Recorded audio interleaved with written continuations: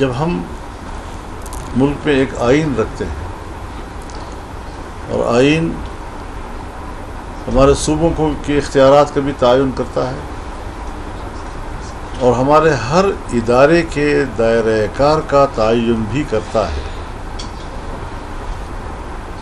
پھر اسٹیبلشمنٹ کو، بالادستی کی خواہش کو،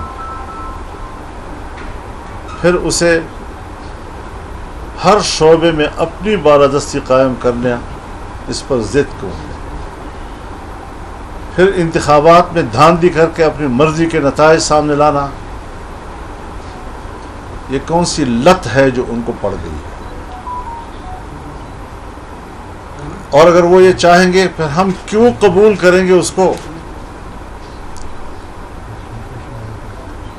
ہم بھی آخر اس ملک کے رہنے والے ہیں۔ جس شناختی کارڈ کی بنیاد پر ہمارا آرمی چیف پاکستانی ہے، اسی شناختی کارڈ پر میں بھی پاکستانی ہوں اور آپ بھی پاکستانی ہیں۔ ہم ملک کے برابر کے شہری ہیں، لیکن ایک طبقہ سمجھے کہ میں نے حاکم رہنا ہے اور باقی سب کو غلام رکھنا ہے، تو پھر ہم واضح کر دینا چاہتے ہیں کہ یہ رسم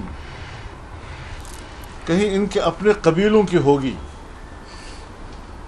ہمارے قبیلے کی یہ رسم نہیں ہے۔ ہماری 200-300 سالہ تاریخ غلامی کے خلاف جنگ لڑنے کی اور قربانیاں دینے کی۔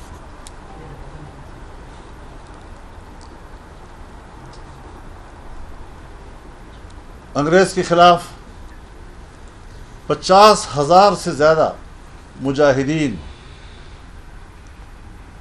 اسی پاداش میں سولیوں پہ لٹکائے گئے، توپوں سے اڑائے گئے۔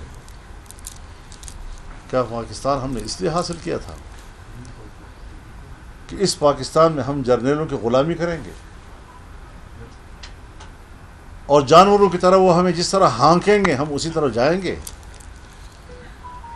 اور جس طرح وہ ہمیں چارہ ڈالیں گے ہم وہ چارہ قبول کریں گے؟ کبھی نہیں ہوگا۔ اس وقت ملک میں ریاست کے رٹ نہ ہونے کے برابر ہے، صوبہ خیبر پختونخوا میں ہو یا صوبہ بلوچستان میں۔ مسلح تنظیمیں اس وقت کھلے عام تمام علاقوں کو کنٹرول کر رہی ہیں، اور انہوں نے اب اعلان کیا ہے کہ ہم عزم استحکام آپریشن شروع کریں گے۔ یہ عدم استحکام آپریشن ہے جو پاکستان کو اور کمزور کرے گا۔ ماضی کی جتنے آپریشنز ہوئے ہیں ذرا ان کے نتائج تو سامنے رکھیں۔ آج ہم کہاں کھڑے ہیں؟ چپے چپے پر آج ہماری فوج موجود ہے۔ کیوں بے بس ہو گئی ہے؟ میری پولیس کیوں بے بس ہو گئی ہے؟ بلوچستان کے بارے میں تو میں زیادہ نہیں جانتا ہوں گا شاید، لیکن خیبر پختونخوا کے بارے میں تو جہاں ہمارے اضلاع ہیں وہاں تو سورج غروب ہونے کے بعد پولیس اپنے تھانوں میں بند ہو جاتی ہے اور کسی قسم کا ان کا کسی روڈ کے ساتھ راستے کے ساتھ تعلق ختم ہو جاتا ہے۔ پھر قوم جن کے حوالے ہے ان کے حوالے رہتے ہیں۔ تو ملک کو اور کمزور کیوں کیا جا رہا ہے؟ ایپیکس کمیٹی نے فیصلہ کر لیا۔ ایپیکس کمیٹی کیا ہے؟ یہ جب تحصیل لیول پر ہوتی ہے تو وہاں میجر بیٹھتا ہے، یہ جب ضلع لیول پر ہوتی ہے تو وہاں کرنل بیٹھتا ہے، یہ جب ڈویژن لیول پر ہوتی ہے تو اس میں بریگیڈیئر بیٹھتا ہے، یہ جب صوبے کے لیول پر ہوتی ہے تو اس میں کور کمانڈر بیٹھتا ہے، اور جو وفاق کی سطح پر ہوتی ہے تو اس میں آرمی چیف بیٹھا ہوتا ہے۔ آپ بتائیں کہ جہاں کسی اجلاس میں وردی والا موجود ہوگا وہاں فیصلے وردی کرے گا یا باقی لوگ کریں گے؟ ذمہ داری ہمارے اوپر ڈالتے ہیں، بڑی خدائی قبول کرے گا۔ لیکن ہر چند کہ ہے نہیں ہے. شہباز شریف وزیر اعظم نہیں ہے، بس کرسی پہ بیٹھا ہوا ہے، ایک آئینی کرسی سنبھالی ہوئی ہے، سو اسی پہ خوش رہے.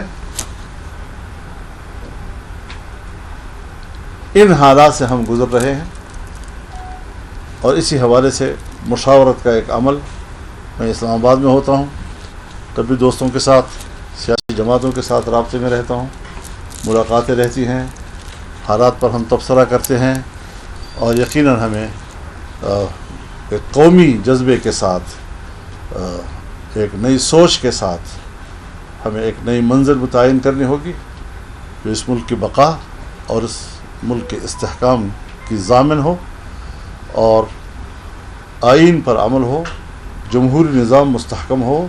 جمہوریت اپنا مقدمہ ہار چکا ہے، پارلیمنٹ اپنا مقدمہ ہار چکا ہے، اور ان کے خلاف بغاوتیں، ان کے خلاف مسلح تنظیمیں وہ اپنا موقف تسلیم کرا رہی ہیں. یہاں تک ہمیں کس نے پہنچایا؟ اس کا کون ذمہ دار ہے؟ انہی بے اعتداریوں نے. جب ہم آئین پہ عمل نہیں کریں گے، آئین ایک میثاق ملی ہے، جب میثاق ملی بیچ میں نہیں رہے گا تو پھر عوام کا اس ریاست کے ساتھ جو کمٹمنٹ ہے اس کا کوئی ضمانت نہیں. یہ آئین ہمارا ضمانت ہے. تو اس حوالے سے آج جو مجلس ہوئی ہے، میں شکر گزار ہوں اپنے تمام دوستوں کا، تشریف لائے، ہم نے دوپہر اکٹھی گزاری، بڑی لمبی بات چیت ہوتی رہی ہے، اور یہ سلسلہ انشاءاللہ العزیز جاری رہے گا.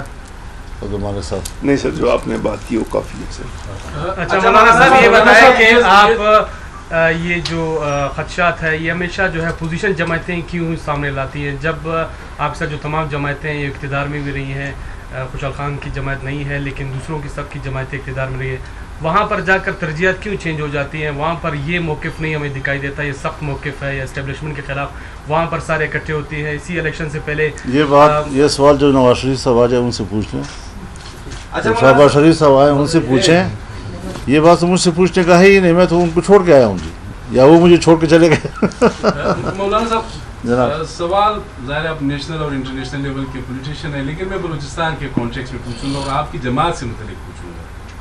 ماضی میں ہم نے دیکھا علماء صاحبان جو ہے اسمبلی پہنچتے تھے، اس مرتبہ کوئی 12-13-62 شخصیات جو ہے وہ پہنچے ہیں، تو کہیں علماء صاحبان کے ہاتھ سے پارٹی تو نہیں نکل رہی؟ سیکنڈ یہ جو آپ کے ساتھ بیٹھے ہوئے نیشنلسٹ جو لیڈرز ہیں، آپ کے نریٹیو اور ان کے نریٹیو میں بہت زیادہ فرق ہے، پرٹیکولرلی میں افغانستان کے کانٹیکسٹ میں کہوں گا. تو کیا ایگری ہو گئے؟ یہ تو بڑے کرٹیکل ہے طالبان کے، اور آپ کے اچھے دوست ہیں. 2 سوال ہیں جی، بڑے اچھے سوالات ہیں، اور یہ سوالات رہیں گے، اور اس کے باوجود دنیا چلتی رہے گی. دنیا چلتی رہے گی. دیکھیے، جہاں تک جمعیت علماء اسلام کا تعلق ہے، جمعیت علماء اسلام بظاہر تو ٹھیک ہے، علماء کا لفظ اس میں موجود ہے، لیکن یہ پاکستان کے عوام کی جماعت ہے، اور اس کو ہم نے صرف علماء کے سرکل تک محدود نہیں رکھا، اس کو ہم نے کسی مسلک تک محدود نہیں رکھا، ایک مکتب فکر تک ہم نے اس کو محدود نہیں رکھا، اس کو ملک کے عوام کی جماعت بنایا ہے. اور آج جو منظر آپ کو نظر آ رہا ہے یہ تو ٹھیک ہے، بظاہر جو نقشہ آیا ہے، آپ کا سوال بالکل جچتا ہے اس حوالے سے، لیکن اگر ایک غیر عالم دین بھی ہماری ٹکٹ پر کامیاب ہوگا، ہم اس کو بھی وہی احترام دیں گے جو اگر ہم ایک اپنے عالم دین کو دیتے ہیں.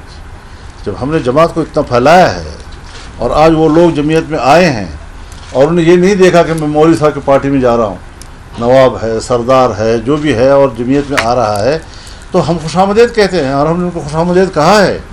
اور آج اگر انہوں نے اپنے حلقوں میں الیکشن جیتا ہے تو اس تفریق میں ہم جمعیت کو مبتلا نہیں کریں گے کہ یہ علماء ونگ ہے اور یہ سرداران ونگ ہے، یہ نوابان ونگ ہے. یہ پاکستان کے عوام کی جماعت ہے.